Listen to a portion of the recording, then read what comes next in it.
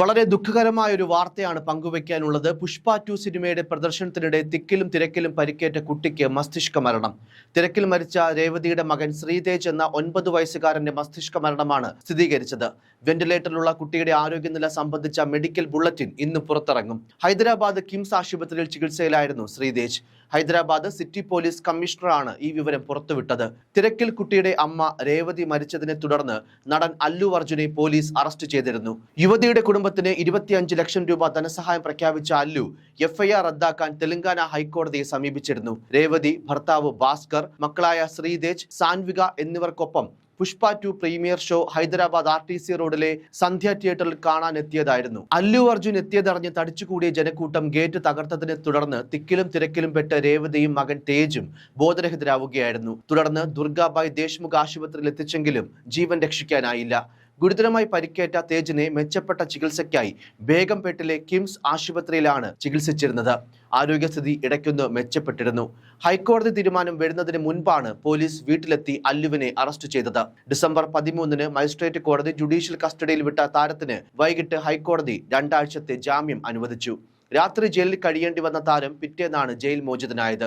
മരണത്തിന് ഉത്തരവാദി അല്ലു അല്ലെന്നും കേസ് പിൻവലിക്കാൻ തയ്യാറാണെന്നും മരിച്ച യുവതിയുടെ ഭർത്താവ് വ്യക്തമാക്കിയിരുന്നു. കുട്ടിയുടെ മാതാവ് രേവതി സംഭവ ദിവസം തന്നെ മരണപ്പെട്ടിരുന്നു. സംഭവത്തിൽ അല്ലു അർജുനെതിരെ കേസെടുക്കുകയും നടൻ അറസ്റ്റിലാവുകയും ചെയ്തു.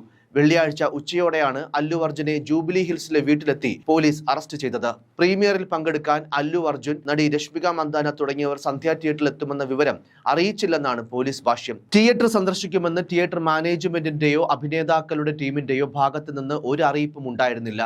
തിയേറ്റർ മാനേജ്മെന്റ് തിരക്ക് നിയന്ത്രിക്കാൻ സുരക്ഷ സംബന്ധിച്ച് അധിക വ്യവസ്ഥകളൊന്നും ഏർപ്പെടുത്തിയിരുന്നില്ല. തിയേറ്റർ മാനേജ്മെന്റിന് അവരുടെ വരവിനെ കുറിച്ച് വിവരമുണ്ടെങ്കിലും അഭിനേതാക്കളുടെ ടീമിന് പ്രത്യേക പ്രവേശനമോ എക്സിറ്റോ ഉണ്ടായിരുന്നില്ല.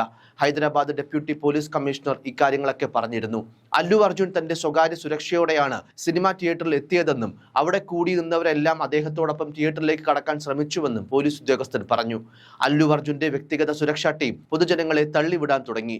ഇത് തിയേറ്ററിൽ ഇതിനകം തന്നെ വലിയ ജനക്കൂട്ടം ഉണ്ടായിരുന്നതിനാൽ സ്ഥിതി കൂടുതൽ വഷളാക്കി.